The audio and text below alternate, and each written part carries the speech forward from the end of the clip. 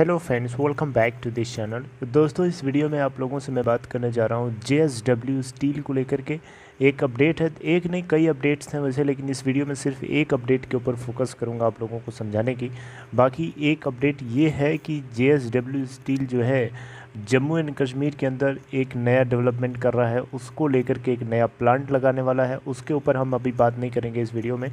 एक बहुत ही important cost से जुड़ी हुई एक अपडेट है, आप लोगों तक पहुंचाने की, डिस्कस करने की कोशिश करूंगा। लेकिन उससे पहले आपसे रिक्वेस्ट करना चाहूँगा कि अगर आप चैनल को फर्स्ट टाइम देख रहे हैं फाइनेंस मार्केट को, सब्सक्राइब करके बेल आइकन को हिट कर लीजिए ताकि आपको आने वाले समय में वीडियोस की नोटिफिकेशन मिलती रहे। और दूसरी चीज़ कि अगर आप डीमेट अकाउंट या ट्रेडिंग अकाउंट ओपन कराना चाहते हैं, डिस्क्रिप्शन बॉक्स में देख सकते हैं दोस्तों, लिंक दिया गया है।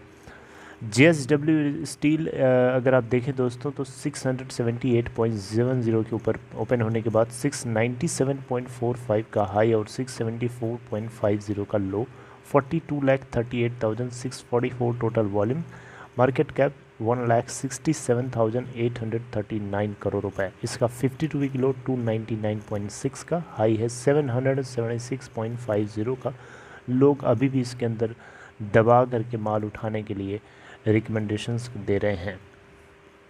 चलिए अपने टॉपिक की तरफ आते हैं। मैं आपको एक खबर समझाना चाहता हूं JSW स्टील लिमिटेड को लेकर के। दोस्तों, आप सबसे पहले इस हेडिंग को देखिए।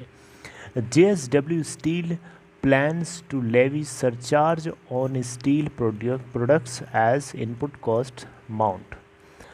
देखिए दोस्तों, यहाँ पे बात कुछ ऐसी है कि JSW स्टील लिमिटेड को अपने कॉस्ट को ऑफसेट करने के लिए ये काम करना पड़ रहा है कि ये हो सकता है इंडिया के अंदर जो इनके OEM कस्टमर्स हैं, यानी ओरिजिनल इक्विपमेंट मैन्युफैक्चरर्स हैं, उन सभी के साथ, उन सभी को जब ये प्रोडक्ट्स बेचें, स्टील बेचें, तो उसमें सरचार्ज नाम से एक और ये लेवी कर सकते हैं, चार्ज कर सकते हैं अपने कस्टमर से।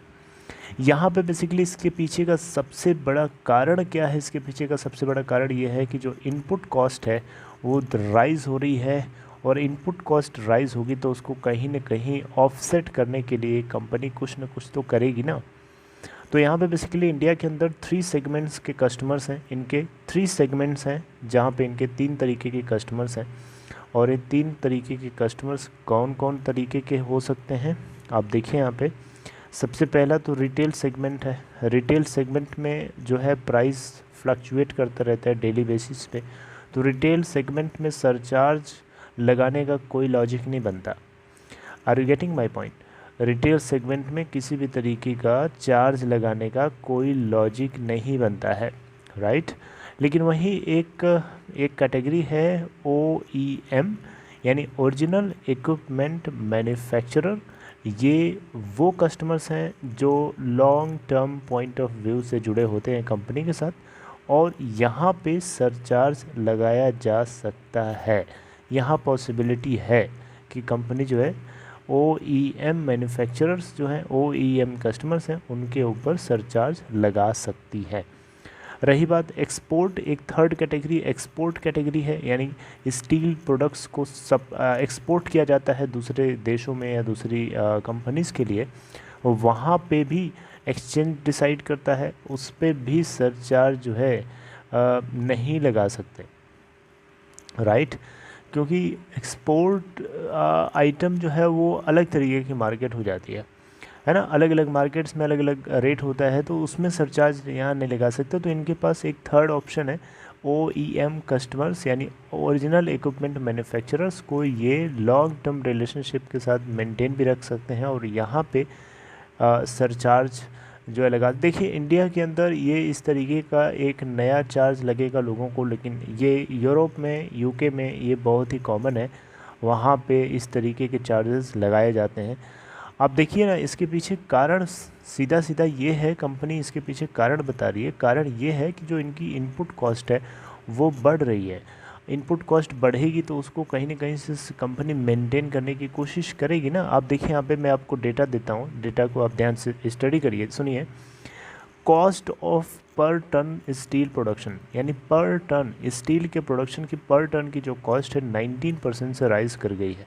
और जो डेटा है 6,600 पर टन के हिसाब से क्वार्टर ऑन क्वार्टर बेसिस पे सितंबर क्वार्टर के अंदर ये हमें देखने को मिला है। यानी सितंबर 2021 क्वार्टर के अंदर 6,600 पर टन रेट हो चुका है, जो कि क्वार्टर ऑन क्वार्टर बेसिस में 19% से ग्रो कर गई है। अब देख सकते हैं इतनी तेज़ी से ग्रो करेगी तो उसको कॉम्पनसेट करने के लिए कहीं ना कहीं, अब यहाँ पे देखिए जो रॉ मटेरियल होता है, इनपुट कॉस्ट का मतलब जो स्टील को बनाने के लिए जो इंग्रेडिएंट्स ज़रूरत होती है, जैसे कोकिंग कोल एक करके एक एक रॉ मटेरियल होता है जो स्टील प्रोडक्शन में ज़रूरत आते हैं।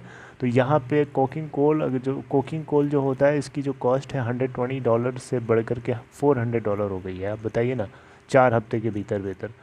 तो ये आप देख सकते $280 एक्स्ट्रा हो गई। अब इसको कॉम्पनसेट कंपनी कहाँ से करेगी बताइए। तो इस तरीके से जो ओवरबर्डन कंपनी के ऊपर आ रहा है कॉस्ट के बढ़ने की वजह से, इनपुट कॉस्ट के बढ़ने की वजह से, उसको कॉम्पनसेट करने के लिए एक तरीके का सरचार्ज लगाएगी ये OEM यानी ओरिजिनल इक्विपमेंट मैन्युफैक्चरर्स हैं, जो बड़े बड़े कस्टमर्स हैं, जो लॉन्ग टर्म रिलेशनशिप के साथ कंपनी के साथ जुड़े होते हैं, उन सभी के साथ।